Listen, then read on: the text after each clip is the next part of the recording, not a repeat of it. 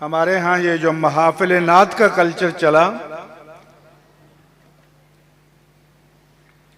11 से लेकर 4 बजे तक नात ख़्वानियाँ, नमाज न इशा की, नमाज न फजर की। बाबा ये कौन सा इश्क़ मुस्तफ़ा है?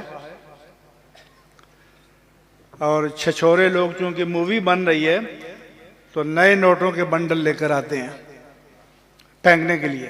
किसको दिखा रहे हो? अगर अल्लाह के लिए कर रहे हो तो यहाँ नुमाइश की क्या जरूरत है? फिर जब देखा कि महफिलें बेरौनक होने लगी हैं तो फिर कहा जी उम्रे के टिकटों की कुरानंदाजी होगी।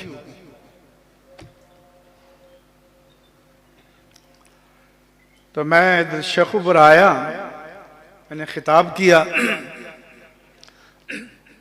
तो कहा जी अब उम्रे के टिकटों की कुरानंदाजी होगी और 10-12 सेठ साहब, चौधरी साहब, मियाँ साहब, शेख साहब, हाजी साहब पेट फुलाए सामने आके बैठ गए कि ये टिकट शेख साहब ने दिया, ये चौधरी साहब ने दिया, ये सेठ साहब ने दिया, ये हाजी साहब ने दिया, ये फलां ने दिया। तो मैंने कहा कि पहली बात तो ये है कि हर एक को उम्रा कराना ये हमारी जिम्मेदारी नहीं है, ये उम्मत की ड्यूटी नहीं है। हर मुसलमान के बच्चे को अल्लाह के नबी का सच्चा उम्मती बनाना ये हमारी ड्यूटी है।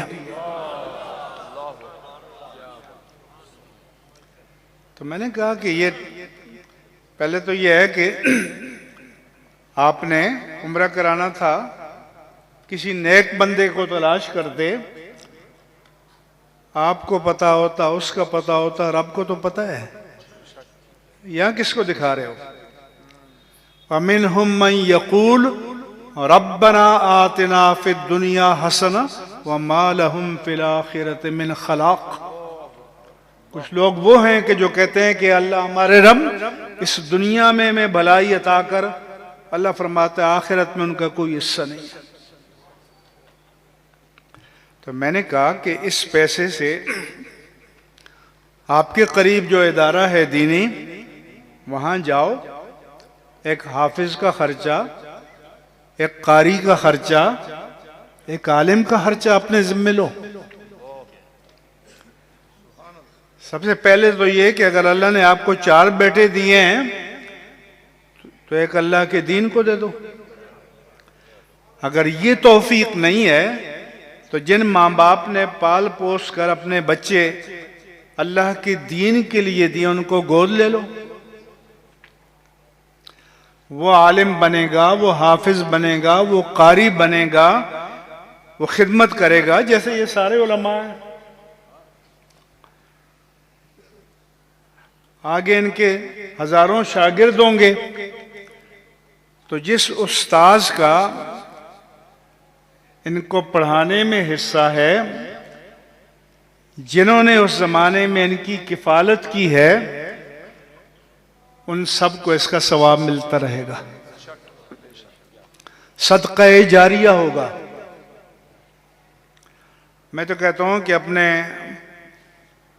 बड़ों के इसाले सवाब के लिए जो देगें पकाते हो अपनी बिरादरी के सामने, तो वो भी अगर आकर इदारों में दें जहाँ दीन के तलबा पढ़ते हैं, तालिबात पढ़ती हैं,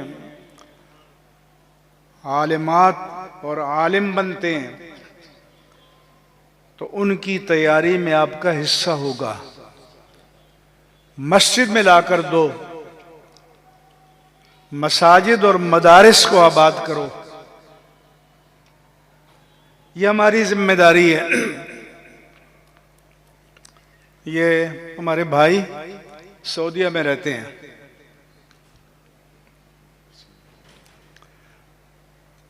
और हमारा मुकाबला दुनिया में मुल्क के अंदर और मुल्क से बाहर नातख्वानी के मैदान में नहीं है, कवाली के मैदान में नहीं है, इल्म के मैदान में है। मुल्क के अंदर भी इल्म के मैदान में है, मुल्क से बाहर भी इल्म के मैदान में है। लेकिन ये मजलूब कौम दुनिया के लिए अक्ल बड़ी काम करती है आपकी, मगर दीन के लिए अक्ल को तलाक दे देते हो। तो आपके हिसाब से तो सबसे बड़े आशिक ये नातख्वां और कव्वाल हैं। तो अब ख़त्म नबूवत का मरहला आया तो पहली सफ में ये थे, जवाब तो दो। जब नामूस रिसालत का वक्त आया तो पहली सफ में ये उशाक थे। तो आप अंधे हैं, आपको मनाजिर भूल जाते हैं।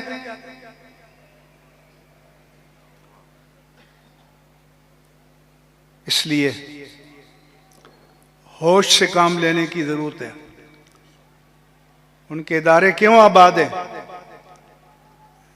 कि उनके वसाइल मदारिस पर खर्च हो रहे हैं, मसाजिद पर खर्च हो रहे हैं। आपने बहुत से धंधे पाल रखे हैं। अब आप ही के नुसरत फ़तेह अली खां कव्वाल तो फैसलाबाद के थे। उसने जाकर बम्बई में हिंदुओं के दरमियान बैठकर कव्वाली पढ़ी, न मेरा खुदा कोई और है, न तेरा खुदा कोई और है। ये जो रात ये रिकॉर्ड पर है। मैंने कहा कि वहां के फतवे रियासत की गुलामी में जारी होते हैं।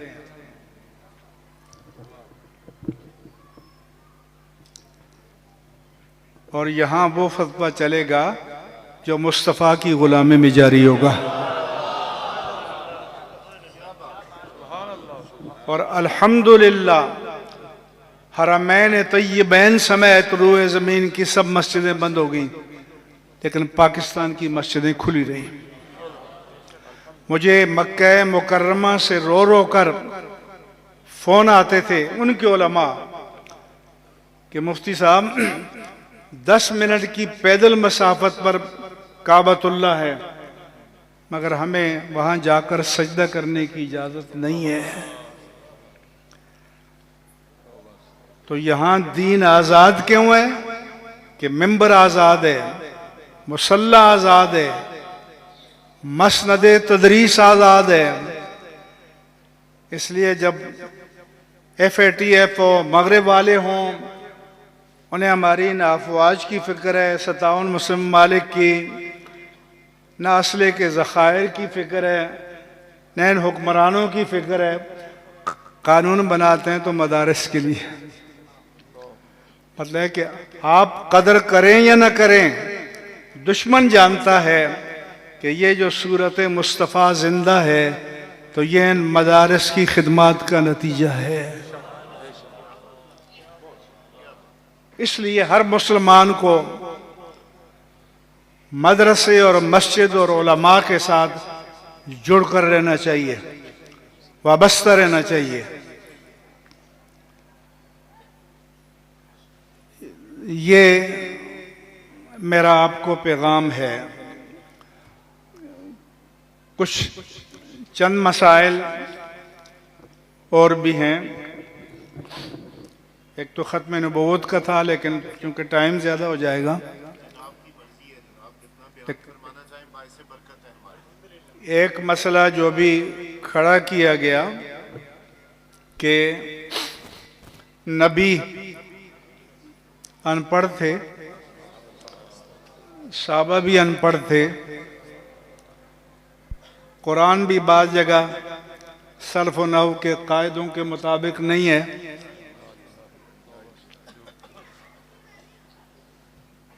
तो कम से कम ये मसला आपको बता दूं, दूसरा रह जाएगा।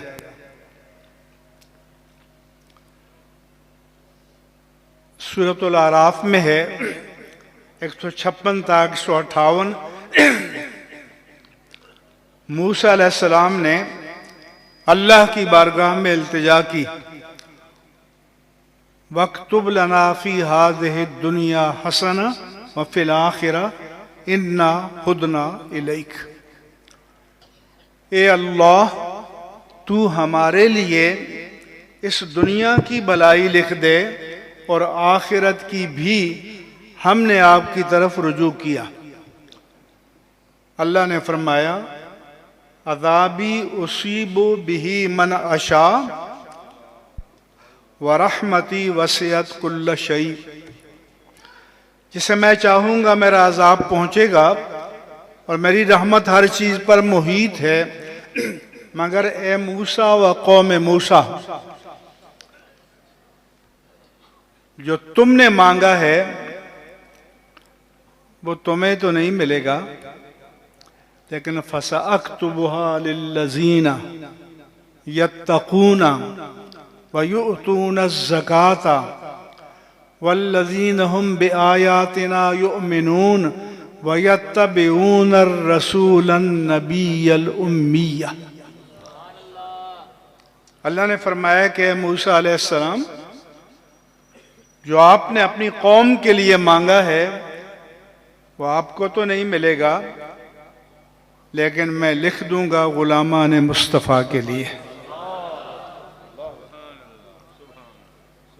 मैं लिख दूंगा उनके लिए जो तक़वे पर कारबंद हैं और जो ज़कात देते हैं, जो हमारी आयात पर ईमान लाते हैं और रसूल नबी उम्मी की पैरवी करते हैं। आगे हुजूर की 8-9 सिफात तरतीब के साथ अल्लाह ताला ने बयान फरमाई और रसूलन नबिय्यल उम्मी 2 जगह फरमाया, 156 से 158 तक। तो उस मौलवी साहब ने कहा कि उम्मी के माने, क्योंकि अनपढ़ के हैं, हुजूर भी अनपढ़ थे, साहबा भी थे, फलां लफ्ज़ जो है वो ग्रामर के कायदे के मुताबिक नहीं है। हुजूर वाला कुरान किसी ग्रामर का पाबंद नहीं है।